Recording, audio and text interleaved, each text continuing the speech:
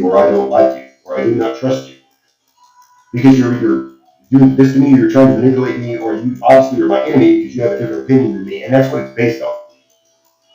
Is that these people, we all have different opinions from each other.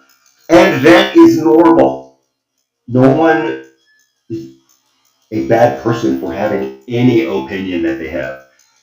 And then I would also say there's a difference in an opinion and a preference and a passion. And all of these can be, I think, for the most part, managed through how we guide our own thinking process on purpose.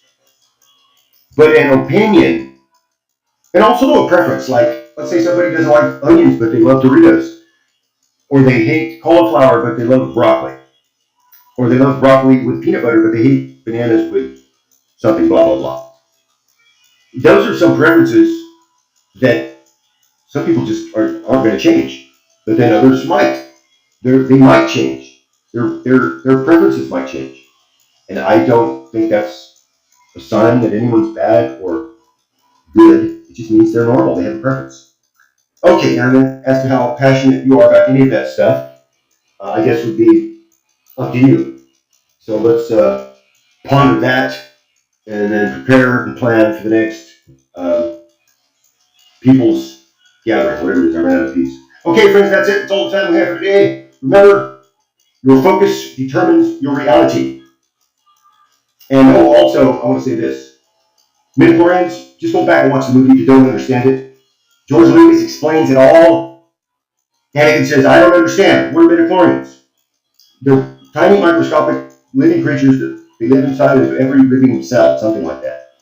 And they are constantly speaking to us, telling us the will of the Force. Without the midichlorians, we would have no knowledge of the Force, blah, blah, blah, the will of the Force. And look, I'll have to go back and rewatch myself. Almost done. And then Anakin says, well, I don't understand.